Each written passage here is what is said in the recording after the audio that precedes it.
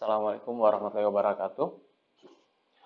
Uh, saya akan menjelaskan materi di pertemuan ke-10 untuk mata kuliah mesin konversi energi 1, di mana pada hari ini kita akan membahas tentang AC atau air conditioner dan mesin refrigerasi atau kulkas. Di modul sebelumnya, kita telah menyaksikan dua video dari YouTube yang menjelaskan tentang bagaimana kedua peralatan ini bekerja, yaitu air conditioner dan mesin refrigerasi. Secara sederhana, kedua perangkat ini bekerja dengan cara memindahkan kalor dari tempat yang bertemperatur rendah ke tempat yang bertemperatur tinggi, atau dalam bahasa yang sangat awam, kita sebutkan fungsi dari perangkat ini adalah sebagai mesin untuk mendinginkan atau mesin pendingin. Nah, gambaran sederhananya seperti ini. Jadi ini adalah AC split yang paling sering kita saksikan dalam kehidupan sehari-hari. AC split, dan ini ada kulkas. Kulkas satu pintu. Nah, kalau kita perhatikan, pada AC split terdapat dua perangkat besar yang tampak oleh mata. Yang pertama adalah indoor unit, ini yang berada di dalam ruangan, dan outdoor unit yang berada di luar ruangan. Nah, orang awam akan melihat AC itu sebagai kedua perangkat ini. Ini adalah AC. Namun, sebagai engineer, kita harus mengetahui bagaimana AC ini bisa bekerja dan perangkat utama apa saja ternyata yang ada di dalam AC ini. Nah, secara sederhana kita bisa merasakan pada indoor unit ada udara dingin yang keluar dari bagian bawah indoor unit. Ini udara dingin. Ini yang kita bisa rasakan. Maka indoor unit diletakkan di dalam ruangan, dan bagian atau angin yang dihembuskan oleh indoor unit ini adalah udara dingin. Nah, sebenarnya indoor unit ini berfungsi untuk mendinginkan udara yang disirkulasikan melewati indoor unit. Jadi pada bagian atas itu ada udara yang masuk. Ini udara dari ruangan. Jadi udara dari ruangan disirkulasikan ke dalam indoor unit, masuk dari bagian atas, lalu keluar dari bagian bawah melewati evaporator. Jadi di bagian dalam ini ada evaporator. Nah, evaporator ini bertemperatur yang rendah, lebih rendah dari temperatur ruangan. Sehingga kalor yang masuk dari udara ini, udara tadi membawa kalor, diserap oleh evaporator, keluarnya udaranya sudah dingin. Nah, di evaporator ini, dia menyerap kalor.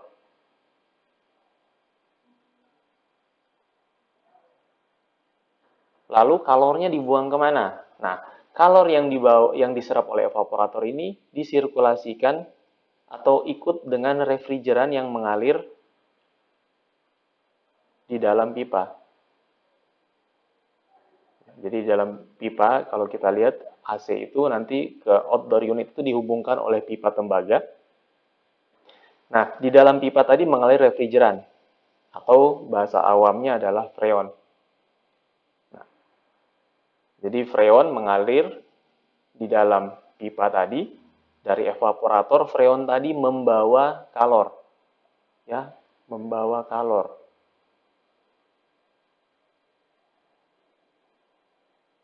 Lalu masuk ke dalam beberapa perangkat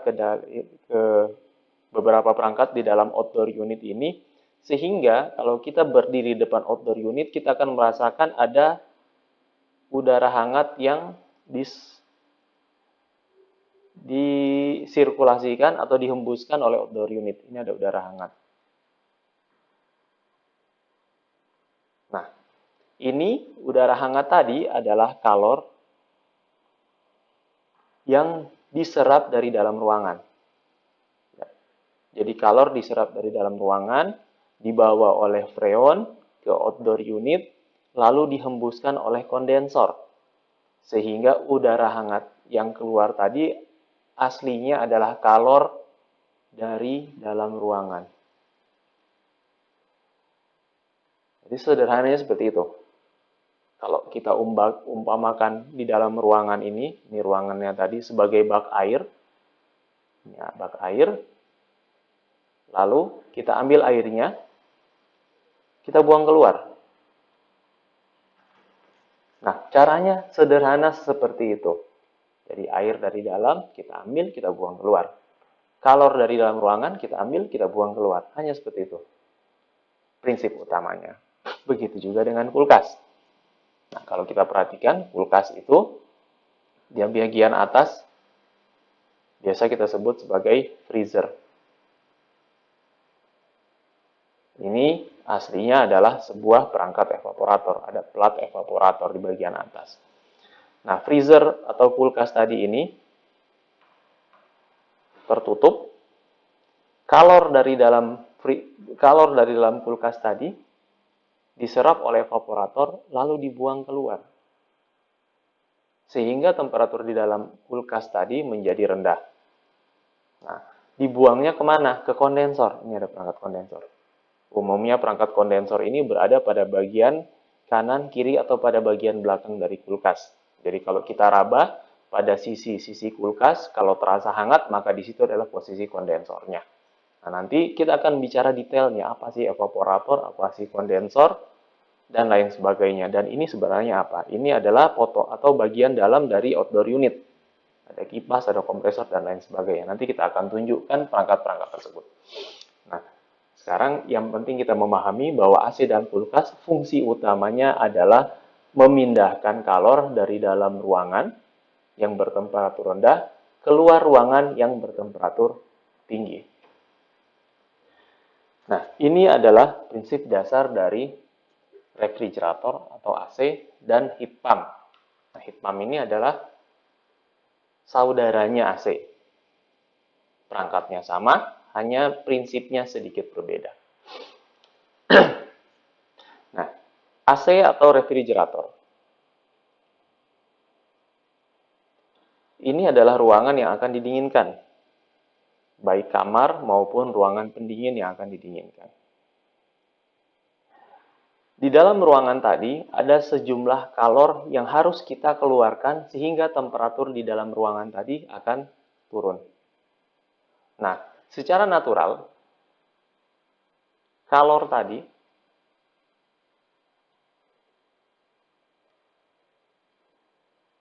akan berpindah dari temperatur tinggi ke temperatur rendah.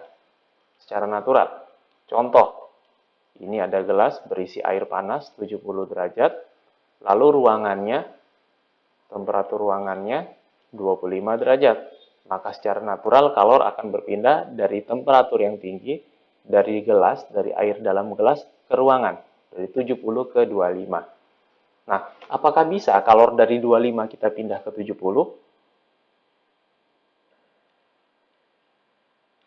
Jawabannya bisa, akan tetapi tidak secara natural. Jadi kalau secara natural, gelas yang berisi air panas tadi kita diamkan, maka dia akan dingin sendiri. Karena temperaturnya, kalor di dalam gelas tadi akan berpindah keluar, mencari tempat yang lebih rendah. Nah, bisa nggak kalor dari ruangan kita masukkan ke dalam gelas lagi? Secara natural tidak bisa. Jadi tidak bisa kita diamkan air bertemperatur 25 di ruangan 25, terus tiba-tiba airnya naik sendiri jadi 70. Tanpa perangkat bantuan. Nah, ini nggak bisa. Bisanya kalau kita tambah sebuah perangkat. Jadi bisa kita memindahkan kalor dari temperatur rendah ke temperatur tinggi, tapi kita perlu perangkat. Perangkatnya namanya heat pump. Seperti ini. Atau air conditioner. Jadi fungsinya sama. Nah, kita lihat. Ini ada ruangan yang ingin kita dinginkan.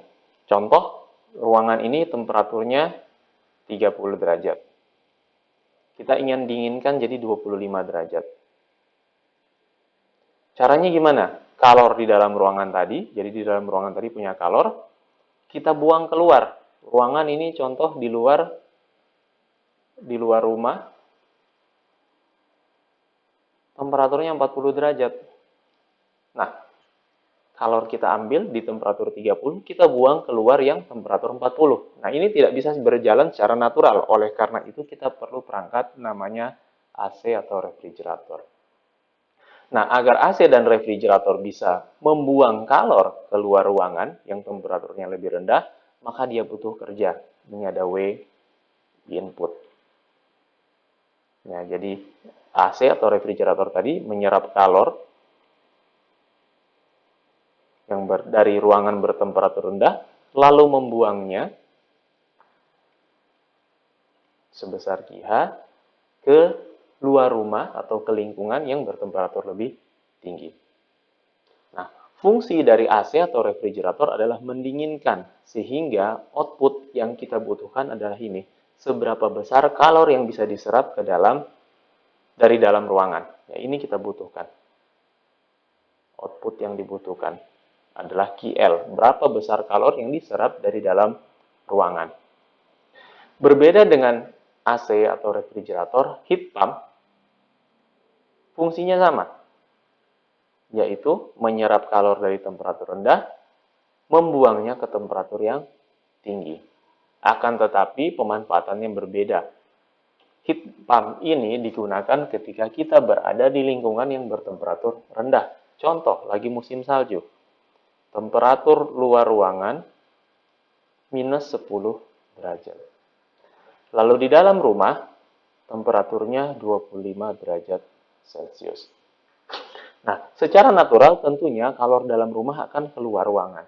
Ya, karena di dalam rumah lebih hangat dibanding di luar. Maka semakin lama ruangan atau rumah ini akan semakin dingin. Nah, kita tidak ingin mati kedinginan. Maka kita perlu menghangatkan ruangan. Caranya dengan menggunakan heat pump. Ya, kita ingin menghangatkan ruangan sehingga temperatur ruangan bisa tetap 25 derajat. Nah, untuk menghangatkan ruangan maka kita butuh kalor. Kalor dari mana? Kalor dari luar ruangan. Ya, jadi walaupun temperaturnya minus 10 di luar ruangan bukan berarti tidak ada kalor. Tetap ada kalor. Maka kita bisa menyerap kalor dari luar ruangan yang bertemperatur minus 10. Kita serap sebesar QL. Lalu kita masukkan ke dalam ruangan sebesar QH. Nah, tentunya untuk melakukan ini kita butuh kerja. W in. Jadi sama kalau kita lihat ya. Kalor dari temperatur rendah dibuang ke temperatur tinggi. Ini juga sama, kalor dari temperatur rendah dibuang ke temperatur tinggi. Dan untuk melakukannya, kedua-duanya butuh kerja input. Akan tetapi bedanya, AC atau refrigerator yang kita butuhkan adalah seberapa besar kalor bisa diserap dari dalam ruangan. Sementara pada heat pump, seberapa besar kalor bisa dimasukkan ke dalam ruangan. Ya, jadi ini berbeda. Di refrigerator kita mendinginkan, di heat pump kita memanaskan. Kan tetapi kalau kita perhatikan diagramnya, ini ada QH, ini ada AC atau refrigerator, ini ada QL, dan ini ada W in. Nah, kalau kita lihat arah panahnya, maka kita bisa lihat bahwa QH adalah QL ditambah dengan W in. Atau W in adalah QH min QL. Nah, sederhana ini. Baiklah. Nah, kita telah lihat bahwa antara refrigerator atau AC dengan heat pump, arah diagramnya sama, komponen kalor dan kerjanya sama, QL masuk, QH keluar, W in masuk. Akan tetapi yang dibutuhkan berbeda. Pada AC yang dibutuhkan QL-nya, pada heat pump yang dibutuhkan QH-nya. Nah, dari sini kita bisa menghitung koefisien prestasi atau COP.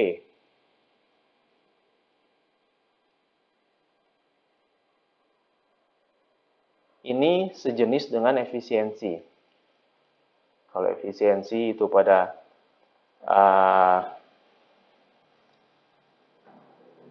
mesin atau heat engine, sementara pada heat pump dan refrigerator dikenal istilah dengan COP atau koefisien prestasi. Nah, COP dari refrigerator adalah output yang diinginkan dibagi dengan input yang dibutuhkan.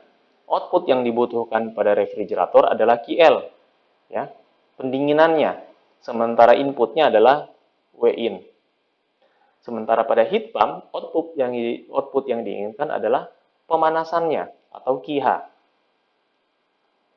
Dan inputnya sama adalah W net in. Ya, jadi kalau kita lihat yang membedakan hanya ini, QL dan QH. Pada COP refrigerator yang dibutuhkan adalah QL, jadi QL per W in. Sementara pada heat pump yang dibutuhkan adalah QH atau QH per W in. Nah, perangkat AC dan heat pump itu berawal dari siklus Carnot terbalik, reverse Carnot cycle. Kalau kalian sudah mempelajari tentang motor bakar, maka motor bakar itu siklusnya berdasarkan dari siklus Carnot. Ya, motor bakar, turbin uap, turbin gas, itu prinsip dasarnya didapatkan dari siklus Carnot. Sementara AC dan heat pump, prinsip dasarnya didapatkan dari siklus Carnot terbalik. Jadi kalau kita perhatikan, perangkat-perangkatnya sama, yang membedakan adalah arahnya terbalik. Nah, ini adalah siklus Carnot terbalik. Sumber dasar dari heat pump dan refrigerator. Nah, fungsi dari siklus Carnot terbalik adalah kita dapat melihat seberapa besar efisiensi maksimal atau COP maksimal pada dua sisi reservoir. Ya, maksudnya pada dua sisi reservoir itu yang atas ini, ini reservoir temperatur tinggi, yang bawah disebut sebagai reservoir temperatur rendah. Nah, jadi ini ada reservoir temperatur tinggi, reservoir temperatur rendah, ini ada refrigerator, ini ada heat pump, W-in, ini QH, ini QL, ini QH, ini QL, ini ada W-in. Nah, temperatur tingginya pada reservoir temperatur tinggi dan temperatur rendah pada reservoir temperatur rendah. Nah, COP yang maksimal yang bisa didapatkan apabila kita mempunyai perangkat refrigerator atau heat pump yang sangat efisien, COP maksimalnya adalah sebesar COP dari mesin Carnot. Ya, yaitu untuk refrigerator 1 per TH per TL min 1, sementara untuk heat pump 1 per 1 min TL per TH. Ini adalah COP maksimal jika kita punya perangkat atau siklus yang sangat-sangat efisien. Nah, tentunya COP aktual dari heat pump dan refrigerator yang ada saat ini berada di bawah siklus Carnot terbalik. Nah, kita akan lihat sebenarnya siklus apa yang mendasari kerja dari air conditioner dan heat pump. Yang paling umum adalah siklus kompresi uap. Ya. Ini adalah yang paling umum, yang paling banyak kita temukan di pasaran atau kehidupan sehari-hari. Kulkas AC yang kita lihat sehari-hari umumnya bekerja dengan siklus kompresi uap. Nah, siklus kompresi uap ini terdiri dari 4 langkah utama. Yang pertama adalah kompresi isentropik pada kompresor. Yang kedua adalah pelepasan kalor tekanan konstan pada kondensor.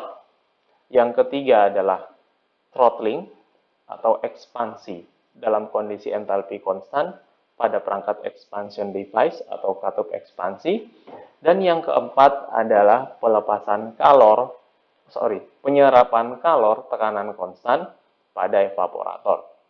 Nah, kita lihat ini adalah keempat perangkat utamanya. Ada kondensor, kompresor, kondensor, perangkat ekspansi atau katup ekspansi, dan evaporator.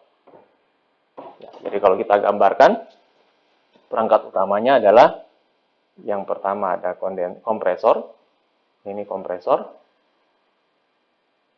lalu ada kondensor, lalu ada katup ekspansi, expansion device, dan yang terakhir ada evaporator. Ya, jadi ada 4 perangkat utama dari siklus kompresi uap ideal. Nah, kalau kita gambarkan proses ini pada sebuah TS diagram atau pH diagram, TS itu temperatur, diagram temperatur dan entropi, dan pH itu diagram tekanan dan entalpi. Nah, kalau kita perhatikan, kalau kita gambarkan, yang pertama adalah kompresi isentropik. Ini, dari 1 ke 2, ada kompresi isentropik.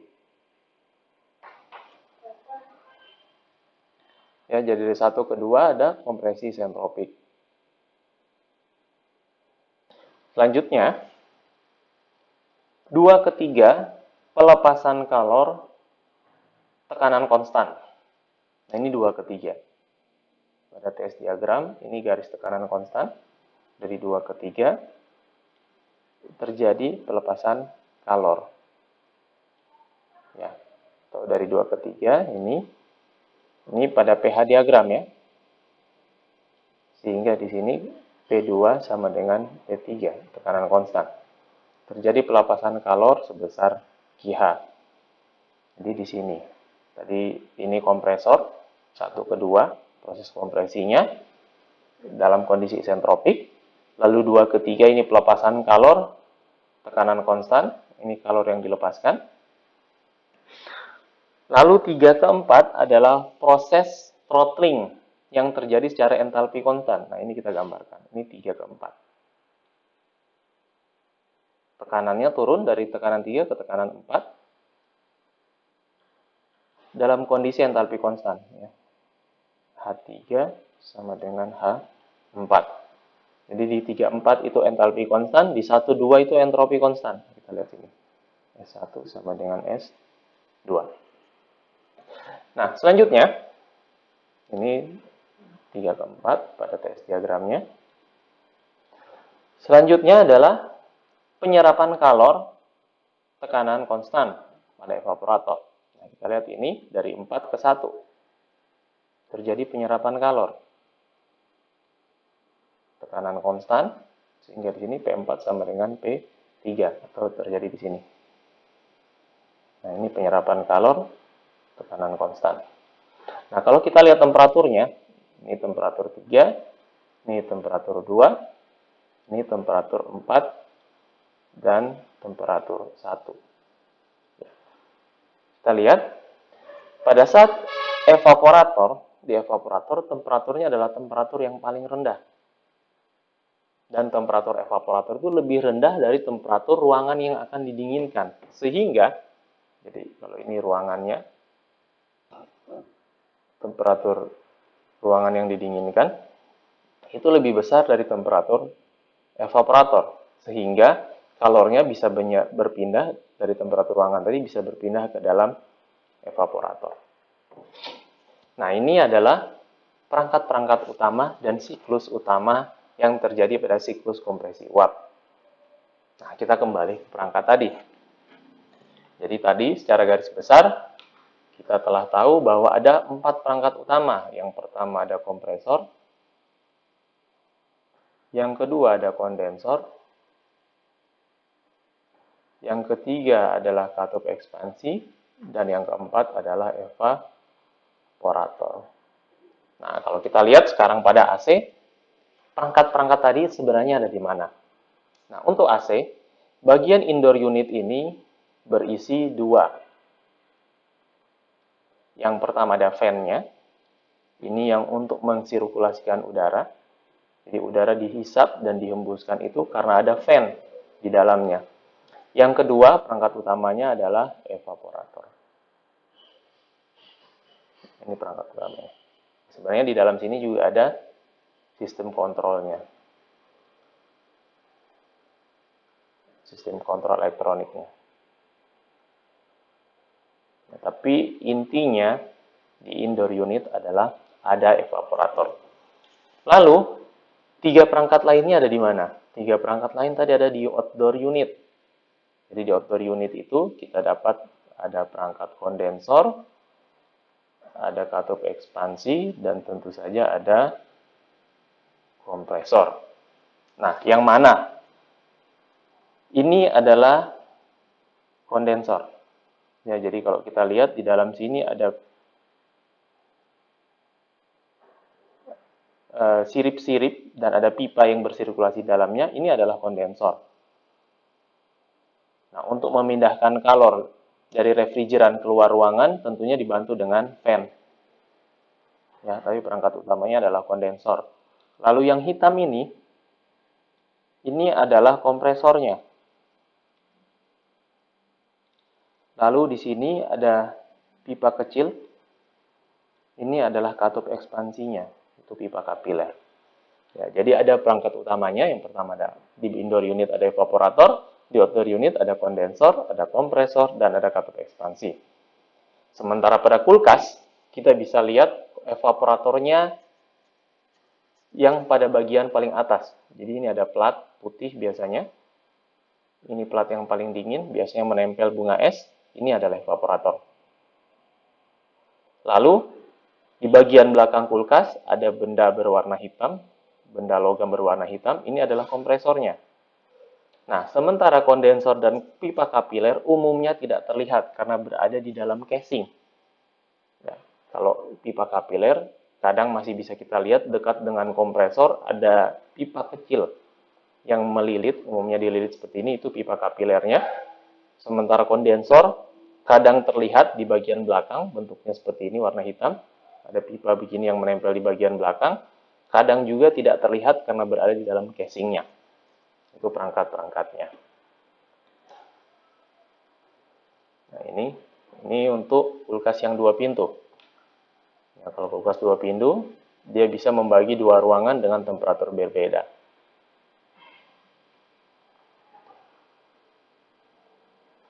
Nah, selanjutnya, analisis pada sistem kompresi uap. Kita telah tahu bahwa ada 4 perangkat utama, ada kompresor, ada kondensor, ada katup ekspansi, dan evaporator. Nah, kita akan menganalisis secara termodinamika apa yang terjadi di dalam perangkat-perangkat tadi. Yang pertama adalah kompresor. Jadi kalau kita gambarkan kompresor seperti ini, refrigeran masuk di titik 1, keluar di titik 2, lalu ada kerja yang masuk sebesar W in. Nah, kerja kompresor atau W in tadi sama dengan H2-H1. Secara sederhana, kalau kita analisis diagram, ini W-in, masuk H1, keluar H2. Maka energi masuk sama dengan energi keluar. Yang masuk W-in dan H1, yang keluar H2. Sehingga W-in sama dengan H1-nya pindah ke sini, H2 kurang H1. Nah, ini awalnya. Kenapa jadi ini? Oke. Nah, kerja kompresor per satuan massa sama dengan H2-H1 atau selisih entalpi dari refrigeran yang masuk dan keluar kompresor. Sementara kerja kompresor totalnya adalah M dot atau laju aliran massa refrigeran dikali dengan selisih entalpi H2-H1. Selanjutnya, pada kondensor terjadi pelepasan kalor kondisi tekanan konstan. Ini tadi 1,2 pada kompresor, sekarang 2,3 pada kondensor. Nah, kalau kita gambarkan ini perangkat kondensor, masuk H2, keluar H3. Lalu ada kalor yang keluar sebesar QH. Nah, KiH persatuan massa, jadi ini satuannya kilojoule per kilogram. Ini sama, ini kilojoule per kilogram, yang ini kilojoule per second. Nah, KiH sama dengan H2 min H3. Jadi kalian bisa coba menyusun ulang rumus tadi berdasarkan diagram seperti ini. Ya. Masuk sama dengan keluar. Apa yang masuk sama dengan apa yang keluar. Kalau kita susun, sehingga kita bisa dapat KiH besarnya kalori yang keluar sama dengan H2 min H3. Atau KiH persatuan waktunya M dot kali H2 min H3. Selanjutnya, 3 ke 4 pada katup ekspansi. Ya, 3 ke 4. Pada katup ekspansi, proses throttlingnya terjadi dalam kondisi entalpi konstan H3 sama dengan H4. Sehingga di sini tidak ada kerja yang terjadi. 4 ke 1, penyerapan kalor tekanan konstan pada evaporator. Jadi 4 ke 1. Nah, kita bisa gambarkan ini evaporator. Ini ada KL yang diserap. Lalu ada H4 masuk, H1 keluar. Sehingga KL sama dengan H1 min H4 atau KL sama dengan M dot H1 min H4. Selanjutnya, COP untuk refrigerator sama dengan KL bagi dengan W net in atau H1 min H4 bagi H2 min H1. Sementara COP pada heat pump, kalau heat pump berarti yang dipakai adalah KiH-nya, kalor yang dibuang, sama dengan KiH per W-in. Jadi yang membedakan hanya ini. KL, yang satunya pakai KiH. Baik, kita berikan contoh soal. Contoh soal pertama. Sebuah refrigerator menggunakan refrigeran R134A. Nah, ini ada refrigeran R134A. Jadi yang kita tahu bahwa di dalam perangkat tadi, dalam kulkas atau AC, ada refrigeran yang bersirkulasi. Atau dalam bahasa umumnya kita kenal ada freon. Ya, jadi di dalamnya itu ada sebuah fluida yang dikenal dengan bahasa awamnya freon, atau secara teknis disebut sebagai refrigeran. Mereka itu yang bersirkulasi di dalam perangkat AC dan kulkas. Nah, salah satu jenisnya adalah R134A. Ini yang umum kita kenal, atau juga ada yang R22. Nah, sebenarnya refrigeran ini ada sangat banyak jenisnya, tapi kita menyebutkan yang umum, R134A atau R22. Nah, pada contoh soal ini, refrigerator tadi menggunakan refrigeran R134A. Dan bekerja, jadi sebuah refrigerator menggunakan refrigeran R134A sebagai fluida kerjanya dan beroperasi dalam kondisi siklus kompresi uap ideal. Nah, jadi siklus kompresi uap ideal di antara dua tekanan, yaitu 0,14 MPa dan 0,8 MPa. Jadi ada dua tekanan, 0,14 dan 0,8. Jadi kita gambar pH diagramnya. pH diagram.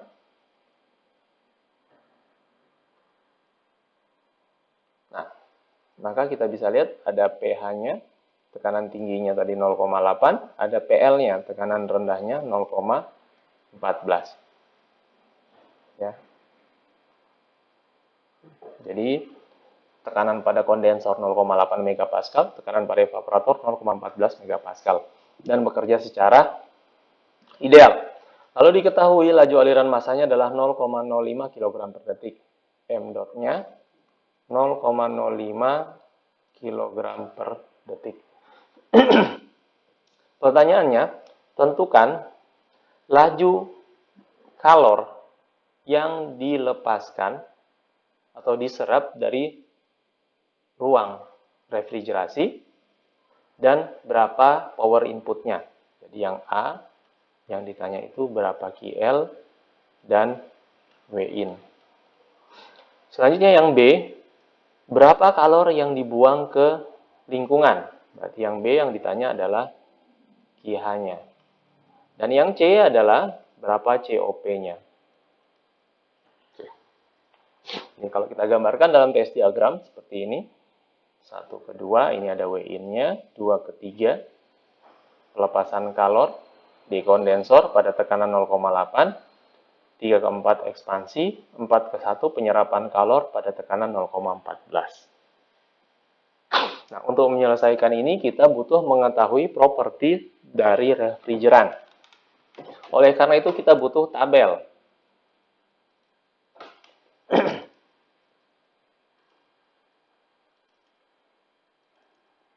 Tabel yang kita gunakan adalah tabel yang kita dapatkan dari buku Cengel.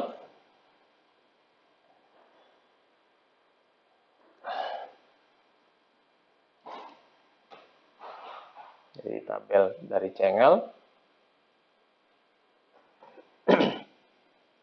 Kita cari tabel refrigeran.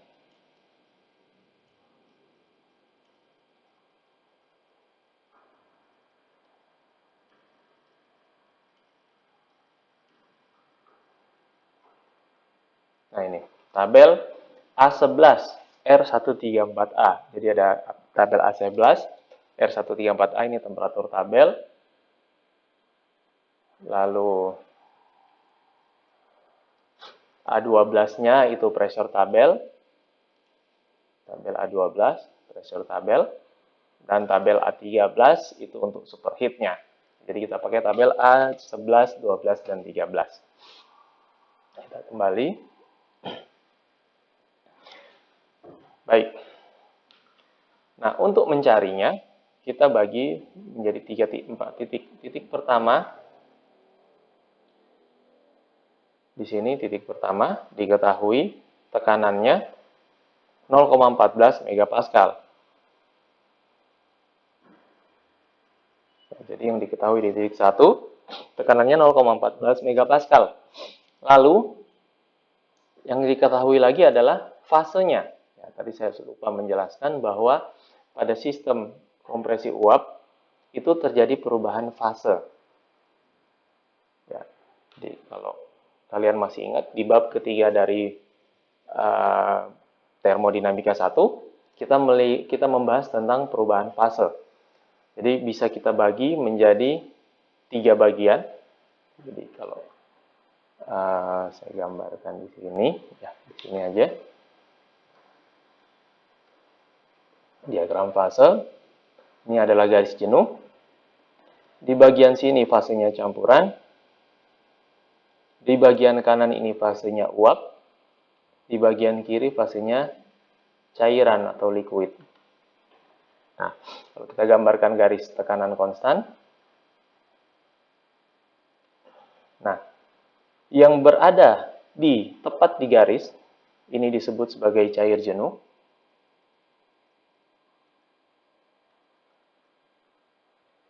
Dan yang berada tepat di garis sebelah kanan, ini disebut uap jenuh. Di sebelah kiri dari garis tadi disebut kompres liquid atau cair terkompresi. Dan di sebelah kanannya, jadi yang tidak menempel dengan garis ini disebut sebagai superheat. Dan yang berada di dalam kurva ini adalah campuran. Campuran artinya mencampur antara cair dan uap. Nah, untuk lebih detailnya, silahkan merujuk kembali ke bab 3 dari termodinamika. Atau kalian bisa lihat pada di channel saya di YouTube.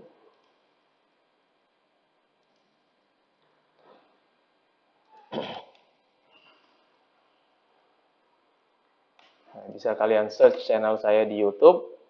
Ada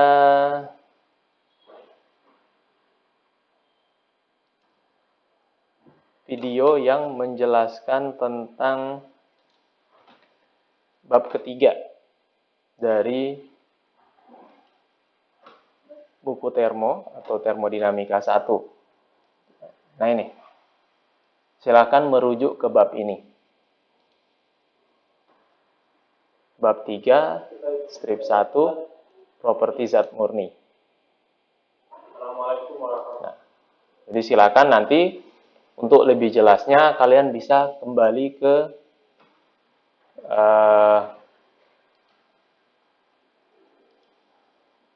video ini. Ya, saya akan tampilkan di sini linknya.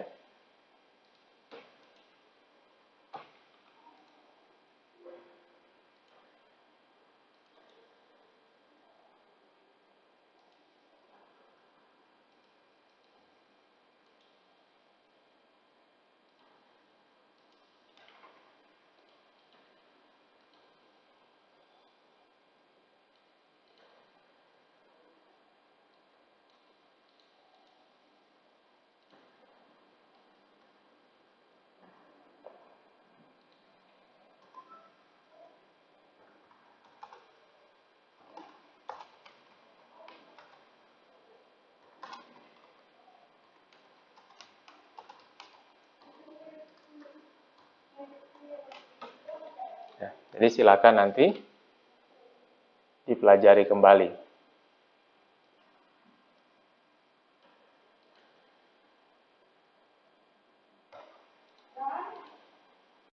Baik, selanjutnya kita akan membahas contoh soal. Yang pertama adalah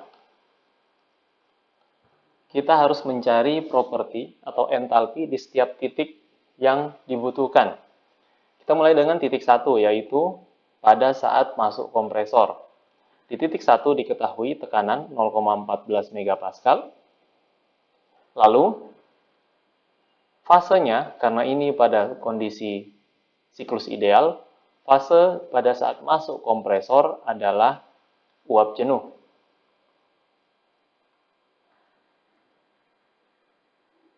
Oke, oleh karena itu kita bisa mencari entalpinya. Kita lihat tabel tekanan 0,14 MPa. Berarti tabel tekanan.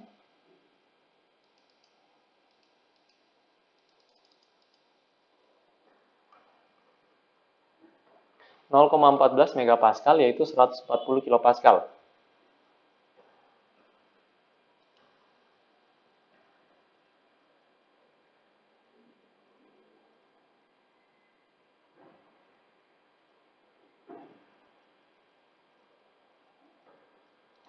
Oke. Ya, jadi 0,14 MPa itu sama dengan 140 kPa. Dari situ diketahui kita akan melihat entalpi pada saat uap jenuh. Ini. Entalpi pada saat uap jenuh dan entropi pada saat uap jenuh. Jadi entalpi pada saat uap jenuhnya adalah 239,16 dan entropinya 0,94456. Ya.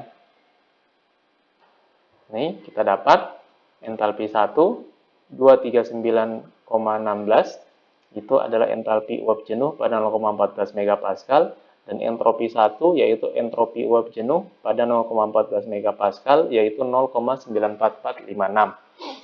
Nah, selanjutnya di titik 2 kita perhatikan titik 2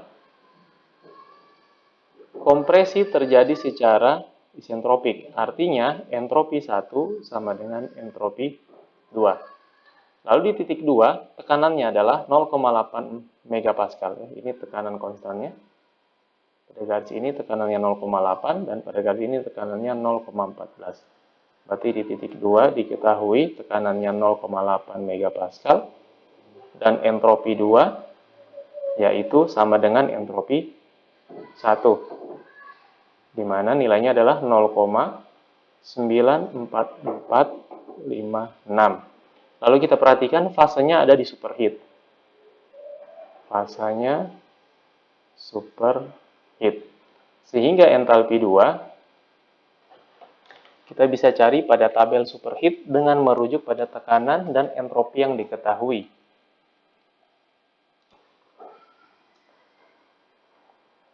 Nah, kita lihat pada tekanan 0,8 MPa. Ya, ini tekanannya 0,8 MPa. Tadi entropi yang diketahuinya adalah 0,94456. Nah, kita perhatikan di sini bahwa nilai yang diketahui 94456, 94456 berarti ada di antara 918 dan 948.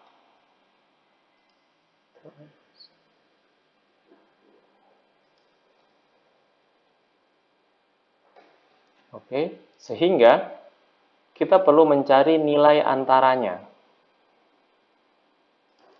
Ya, dia ada di antara sini, entalpinya.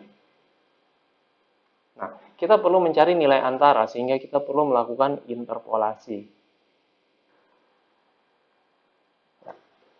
Saya tuliskan di sini untuk interpolasi.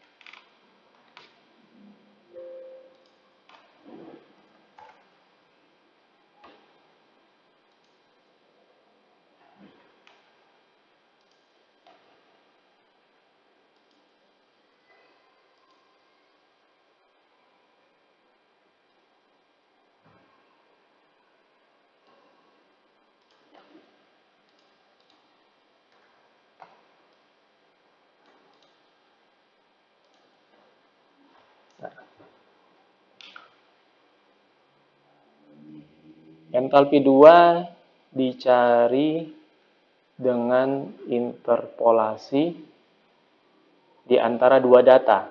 Ya, di antara dua data ini. Karena yang kita ketahui entropinya kita, entropi 2 0,94456. Sementara entropi pada tabel adanya 0,91 dan 0,94. 0,948. Nah, 0,944 itu ada di antara ini. Maka kita perlu interpolasi. Nah, interpolasi itu mencari nilai antara. Jadi, seumpamanya kita punya dua nilai, nilai A dan nilai B. Ini titik A dan titik B. Lalu, kita ketahui titik X. Maka nilai X bisa dicari dengan interpolasi. Caranya, nilai X sama dengan nilai A tambah X min A per B min A kali nilai B kurang nilai A. Nah, contohnya diketahui entropinya 0,94456. Sementara entropi pada A 0,9183 dan entropi pada nilai B 0,9480. Lalu yang kita perlu cari adalah berapa entalpi pada saat entropinya 0,94456. Nah, ini Na sama dengan entalpi pada saat nilai A, pada saat titik A, yaitu 267,29. Dan nilai B yaitu entalpi pada saat di titik B, yaitu 276,45. Nah, tinggal kita masukkan. Entalpi pada saat X sama dengan nilai A, 267,29, tambah X min A, berarti 0,94456, kurang nilai X kurang A. A-nya adalah 0,9183. Dibagi 0,9480 kurang 0,9183 dikali dengan ini kurang ini. Maaf, ini kurang ini. 276,45 kurang 267,29.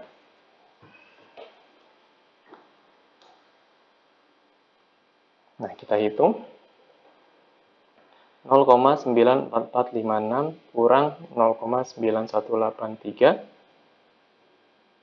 bahagi 0,9480 kurang 0,9183.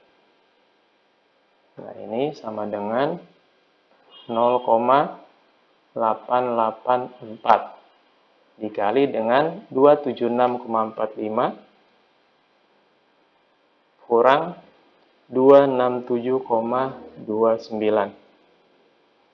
Ini sama dengan 9,16. 267,29.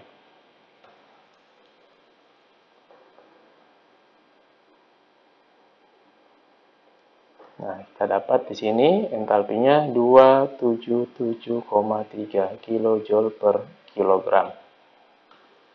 Oke.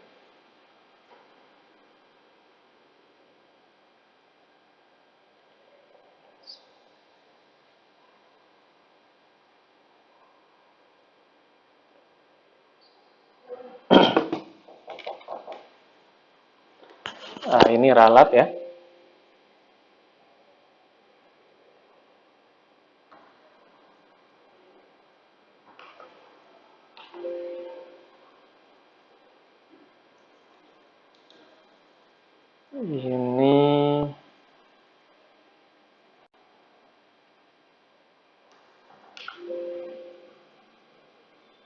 Ini harusnya 275,0,884 kali 9,16 tambah 267,29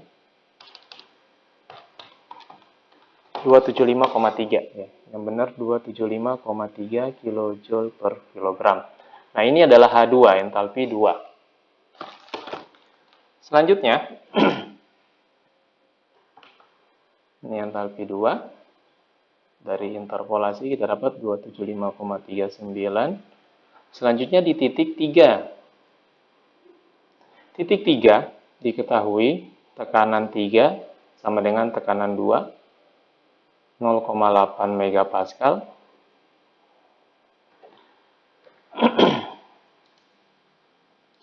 Lalu fasenya ada di cair jenuh. Ya, pada siklus ideal fasenya ada di cair jenuh. Sehingga entalpi 3 sama dengan entalpi cair jenuh pada 0,8 megapascal. Kita bisa lihat di tabel 0,8 megapascal atau 800 kilopascal. Nah, ini 800 kilopascal.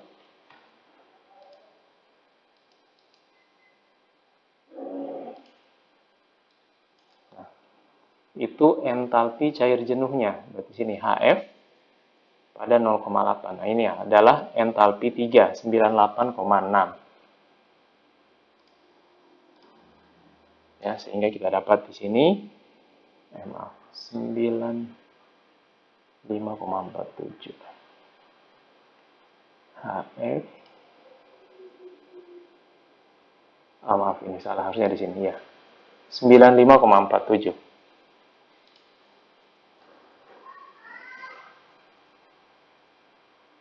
Nah, lalu titik 4 ini terjadi dalam kondisi entalpi konstan, sehingga H4 sama dengan H3.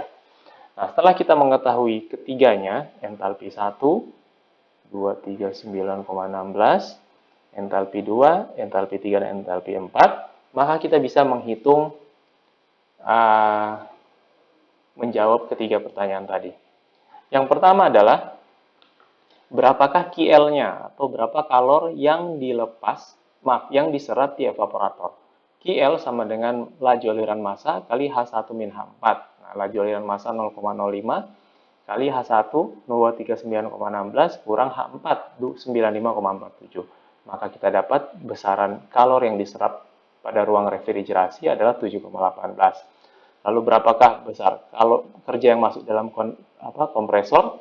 W-in sama dengan laju aliran massa kali H2 min H1. Kita masukkan angkanya, maka kita dapat besar kerja kompresornya adalah 1,81 kW. Dan selanjutnya adalah yang B, berapakah kalor yang dilepaskan ke lingkungan? Itu artinya berapakah KH-nya, kalor yang dilepas di kondensor. KH sama dengan laju aliran massa kali H2 min H3, maka kita dapat besar KH-nya adalah 9 kW.